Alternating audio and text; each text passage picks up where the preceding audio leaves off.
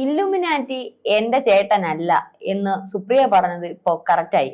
എന്റെ താന്തോന്നി ഭർത്താവ്, പാവം ഭർത്താവ് എന്ന് പറഞ്ഞത് ഇപ്പോൾ കറക്റ്റ് ആയിക്കൊണ്ടിരിക്കുകയാണ്. ഇല്ലുമിനാറ്റി പൃഥ്വിരാജിനല്ല, ഇല്ലുമിനാറ്റി ഇപ്പോൾ എമ്പുരാൻ സിനിമയ്ക്കാണെന്ന് തോന്നുന്നു. കഷ്ടകാലം ഇപ്പോൾ ഓരോരുത്തർക്കും ഇങ്ങനെ പുറകെ വന്നുകൊണ്ടിരിക്കുകയാണ്. ആദ്യം ഗോകുലം ഗ്രൂപ്പിനെ പിടിച്ചു, പിന്നീട് പൃഥ്വിരാജിന് ആദായ നികുതി വകുപ്പ് നോട്ടീസ് അയച്ചു. എന്ത് തന്നെയാണെങ്കിലും ഇപ്പോൾ ഇല്ലുമിനാറ്റിയുമായി ബന്ധപ്പെട്ട് ഇപ്പോൾ എമ്പുരാൻ ഇപ്പോൾ കൃത്യമായിട്ട് സത്യമായി കൊണ്ടിരിക്കുകയാണ്. ഇപ്പോൾ നിലവിൽ വരുന്ന വാർത്ത, ഗോകുലം ഗ്രൂപ്പിന് ഇന്നലെ ED റെയ്ഡ് നടത്തിയിരുന്നു. ഗോകുലം ഗ്രൂപ്പിന്റെ നിരവധി സ്ഥാപനങ്ങളാണ് റെയ്ഡ് നടന്നുകൊണ്ടിരിക്കുന്നത്. ചെന്നൈ, കോഴിക്കോട്, കൊടമ്പാക്കം തുടങ്ങിയ വിവിധ സ്ഥാപനങ്ങളിൽ, അതായത് അവരുടെ വസ്ത്ര സ്ഥാപനങ്ങളുണ്ട്, ഫിനാൻഷ്യൽ സ്ഥാപനങ്ങളുണ്ട്, ഈവൻ ഫ്ലാറ്റുകളുണ്ട്. ഇത്തരത്തിലുള്ള മിക്ക സ്ഥാപനങ്ങളിലും റെയ്ഡ് നടത്തിക്കൊണ്ടിരിക്കുകയാണ്. അദ്ദേഹത്തിന്റെ മകന്റെ വീട്ടിലും റെയ്ഡ് നടത്തിക്കൊണ്ടിരിക്കുകയാണ്. ഇന്ന് രാവിലെയാണ് കോടമ്പാക്കത്തുള്ള അദ്ദേഹത്തിന്റെ വീട്ടിലെ പുലർച്ചെയാണ് റെയ്ഡ് അവസാനിപ്പിച്ചത്. അതിൽ നിന്നും ആദ്യം അറിഞ്ഞത് ED പുറത്തു വിട്ടത്, അതായത് അതിന്റെ പിക്ചർ സഹിതം, അതിന്റെ ഫോട്ടോ സഹിതം പുറത്തു വിട്ടിരുന്നു. 1.5 കോടി രൂപ കിട്ടി എന്നുള്ള വിവരം പുറത്തു വന്നിരുന്നു. അതിന്റെ സ്രോതസ്, അതിന്റെ ഇത് എവിടുന്ന് നിന്നാണ് ഈ 1.5 കോടി രൂപ വന്നതെന്നുള്ള ഒരു ചോദ്യമാണ് ഇപ്പോൾ ED ചോദിക്കുന്നത്. അത് ഗോകുലം ഗോപാലൻ അതിന് കൃത്യമായിട്ടുള്ള ഉത്തരം നൽകണം. അദ്ദേഹം പറയുന്നത് അതിന്റെ സ്രോതസ് അദ്ദേഹത്തിന്റെ പക്കൽ ഉണ്ട് എന്നുള്ളതാണ്. നമുക്കറിയാം, സാധാരണ ബിസിനസ് സ്ഥാപനങ്ങൾ, ഇത്തരത്തിലുള്ള ഫിനാൻഷ്യൽ സ്ഥാപനങ്ങളാകുമ്പോൾ നിരവധി ഇടപാടുകൾ നടക്കും എന്നുണ്ടെങ്കിലും ഇത്രയും 1.5 കോടി രൂപ സൂക്ഷിക്കാൻ ഒരു സ്ഥാപനവും മെനക്കെടില്ല. കാരണം എപ്പോഴും ബാങ്ക് ട്രാൻസാക്ഷൻ ആയിരിക്കും അവർ ചെയ്യുന്നത്. ഉച്ച സമയം കഴിഞ്ഞാൽ അവർ പെട്ടെന്ന് അതാത് സ്ഥാപനങ്ങൾ, ഫിനാൻഷ്യൽ സ്ഥാപനങ്ങളാണെങ്കിൽ ഒരു തുക അവർ എപ്പോഴും ബാങ്കിലോട്ടായിരിക്കും വകയിരുത്തുന്നത്. ഇത് ഇപ്പൊ ഈ 1.5 കോടി രൂപയുടെ സ്രോതസ് ചോദിക്കുന്നുണ്ട്. മാത്രമല്ല മറ്റു പല രേഖകളും ED കണ്ടെത്തുന്നുണ്ട്. അതിനു പുറകെയാണ് ഇപ്പോൾ പുതിയൊരു വാർത്ത വരുന്നത്. ചട്ടം ലംഘിച്ച് ഗോകുലം ഗ്രൂപ്പ് 593 കോടി രൂപ സമാഹരിച്ചു. ED സമാഹരിച്ചു 593 കോടി രൂപ ED സമാഹരിച്ചു എന്നുള്ള രീതിയാണ്. ഏകദേശം 450 കോടി രൂപയുടെ ഇടപാടുകളിൽ എന്തോ കൃത്രിമം ഉണ്ട് എന്ന് നേരത്തെ ഒരു വാർത്തകൾ, ഒരു സൂചനകൾ വന്നിരുന്നുവെങ്കിലും 593 കോടി രൂപ സമാഹരിച്ചു ED എന്നുള്ളൊരു വാർത്തയാണ് ഇപ്പോൾ പുറത്തു വരുന്നത്. ചിട്ടിക്ക് എന്ന പേരിൽ പ്രവാസികളിൽ നിന്നും 593 കോടി രൂപ നേരിട്ട് വാങ്ങുകയും പിന്നീട് ഈ തുക അക്കൗണ്ട് വഴി കൈമാറുകയുമാണ് ചെയ്തിരുന്നത്. ചട്ടം ലംഘിച്ച് വിദേശത്തേക്ക് പണം അയച്ചു എന്നുള്ളതാണ് ഇപ്പോൾ ED കണ്ടെത്തിയിരിക്കുന്നത്. RBI ഫെമ ചട്ടലംഘനങ്ങളാണ് ഇപ്പോൾ ഈ ഒരു ഗോകുലം ഗ്രൂപ്പ് നടത്തിയിരിക്കുന്നത്. ഈ ഇത്തരത്തിലുള്ള ലംഘനമാണ് നടത്തിയിരിക്കുന്നത് എന്നുള്ളതാണ് ഇപ്പോൾ പുറത്തു വരുന്ന വാർത്ത. നേരത്തെ 1.5 കോടി രൂപ പിടിച്ചെടുത്തു, അതിന്റെ ഇതും ഇപ്പോൾ ED ചോദിക്കുന്നുണ്ട്. അതേപോലെ തന്നെ അതിന്റെ ചിത്രങ്ങൾ പുറത്തു വിട്ടിരുന്നു. പക്ഷെ ഇതിന്റെ ചിത്രങ്ങളോ മറ്റുള്ള വിശദ വിവരങ്ങളോ ED ഇപ്പോൾ പുറത്തു വിട്ടിട്ടില്ല. ഇതിന്റെ ഉറവിടം എന്താണ്, അല്ലെങ്കിൽ ഇത് ശരിയാണോ എന്നുള്ള കാര്യങ്ങളൊന്നും ഗോകുലം ഗ്രൂപ്പ് പ്രതികരിച്ചിട്ടില്ല. എന്നാൽ ഗോകുലം ഗോപാലൻ പറയുന്നത് ഇത് സ്വാഭാവികമായിട്ടുള്ള ഒരു റെയ്ഡാണ്. ഇത് നേരത്തെ ഉണ്ടായിരുന്നു. മഞ്ഞുമൽ ബോയ്സുമായി ബന്ധപ്പെട്ട് ആ ഒരു പടവുമായി ബന്ധപ്പെട്ടുള്ള പണമിടപാടുകൾ നേരത്തെയും ഇത്തരത്തിലുള്ള കിംവദന്തികൾ വന്നിരുന്നു. ED ഇത്തരത്തിലുള്ള റെയ്ഡിലേക്ക് പോകും എന്നുള്ള ഒരു സൂചന ചിലപ്പോൾ അദ്ദേഹത്തിന് ഉണ്ടായിരിക്കാം. കാരണം മഞ്ഞുമൽ ബോയ്സ് 50 കോടി ക്ലബിൽ കയറി എന്നുള്ള ഒരു കാര്യവും ഒക്കെ വാർത്താ മാധ്യമങ്ങൾ വന്നിരുന്നു. ചെറിയ ബഡ്ജറ്റുള്ള ഒരു ചിത്രമായിരുന്നു. അത് പിന്നീട് ഒരു വലിയ ബഡ്ജറ്റിലേക്ക് പോവുകയും തമിഴ്നാട് ഉൾപ്പെടെയുള്ള പ്രദേശങ്ങൾ വലിയ ശ്രദ്ധ ആകർഷിക്കുന്ന തരത്തിൽ ആ ചിത്രം പോവുകയും ചെയ്തിരുന്നു. അതിനുശേഷമാണ് കേസുകളും കാര്യങ്ങളും ഒക്കെ അതിന് അകത്തുള്ള അണിയർ പ്രവർത്തകരുമായിട്ടൊക്കെ പ്രശ്നങ്ങളൊക്കെ ഉരുത്തിരിഞ്ഞു വന്നത്.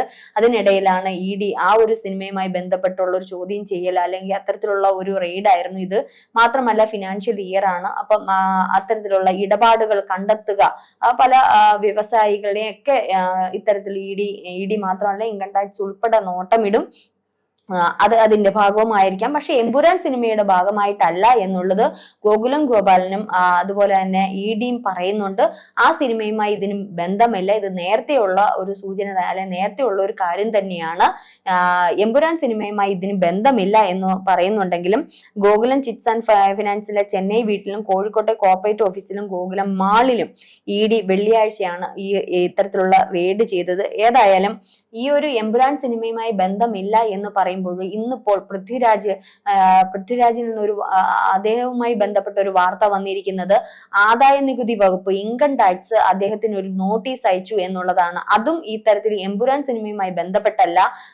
അത് 2022, അതായത് ഗോൾഡ്, കടുവ, അതുപോലെ തന്നെ മറ്റൊരു സിനിമ, 3 സിനിമകളിൽ അദ്ദേഹം അഭിനയിച്ചതുമായി ബന്ധപ്പെട്ട് അഭിനേതാവ് എന്നതിലപ്പുറം അഭിനേതാവ് എന്നുള്ള രീതിയിൽ പണം വാങ്ങാതെ സഹനിർമ്മാതാവ് എന്നുള്ള രീതിയിൽ പണം വാങ്ങി എന്നുള്ള രീതിയിലാണ് ഇപ്പൊ ഇൻകം ടാക്സ് അദ്ദേഹത്തിന് നോട്ടീസ് അയച്ചിരിക്കുന്നത്. 40 കോടി രൂപയോളമാണ് ഇത്തരത്തിലുള്ള ഈ 3 സിനിമകളിൽ നിന്നുകൂടി അദ്ദേഹം സഹനിർമ്മാതാവ് എന്നുള്ള രീതിയിൽ പണം സ്വരൂപിച്ചിരിക്കുന്നത്.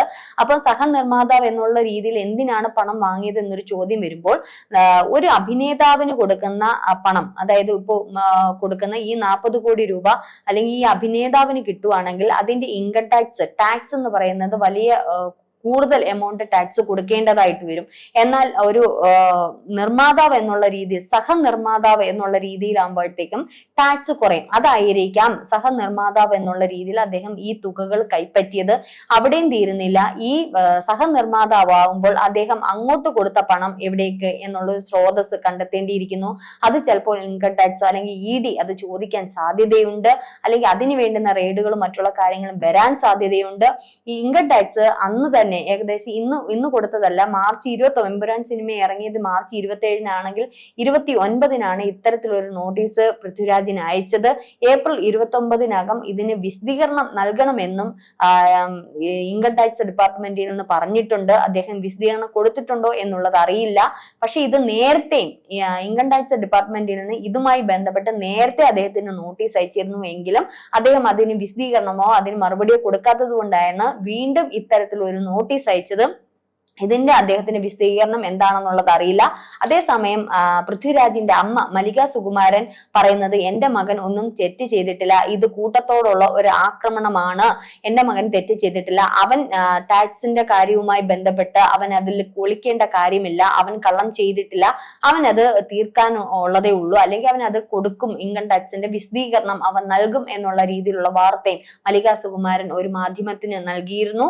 ഏതായാലും എമ്പുരാൻ സിനിമയുമായി ബന്ധപ്പെട്ട ഈ പറഞ്ഞതുപോലുള്ള സഹനിർമ്മാതാവായ ഗോകുലം ഗോപാലനും അതിന്റെ ഡയറക്ടറായ പൃഥ്വിരാജിനും ഒരു കണ്ടകശനി എന്ന് തന്നെ നമുക്ക് പറയേണ്ടിയിരിക്കുന്നു. ഈ ഇല്ലുമിനാറ്റി ഇപ്പൊ ഇവരെ രണ്ടുപേരെയും ബാധിച്ചിരിക്കുന്നു. 200, ഇനി അത് മാത്രമല്ല, ഇപ്പൊ 200 കോടി ക്ലബിൽ എമ്പുരാൻ കേറി എന്ന് പറഞ്ഞത് ഇപ്പൊ അടുത്ത ഒരു വിഷയവുമായി വീണ്ടും ഇവർക്ക് വരാൻ സാധ്യതയുണ്ടായിരിക്കാം.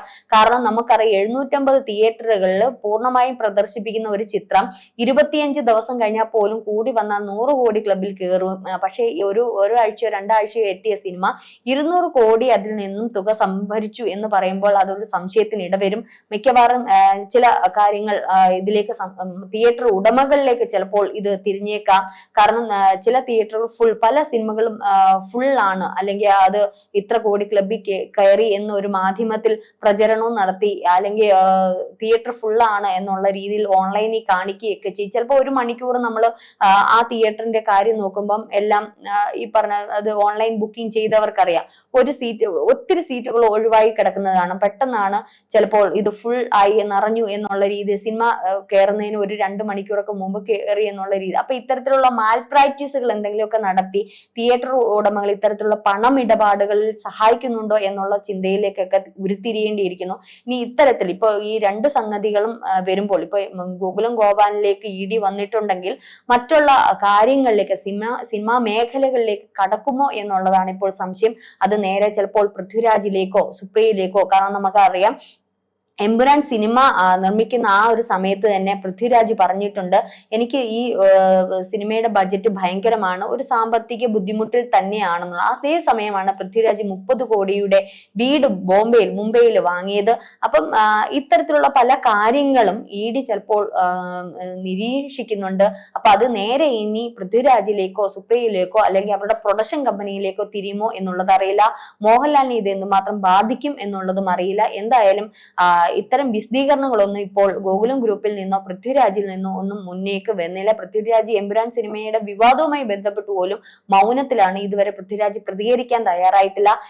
എന്ത് തന്നെയാലും ഇപ്പൊ EDയും ആദായ നികുതിയൊക്കെ ഇവരുടെ പുറകെയാണ്. ഇല്ലുമിനാറ്റി എന്തുമാത്രം ഇനി ഇവരെ ബാധിക്കും എന്നുള്ളത് വരും ദിവസങ്ങളിൽ അല്ലെങ്കിൽ വരും മണിക്കൂറുകളിൽ നമുക്ക് കണ്ടറിയാം.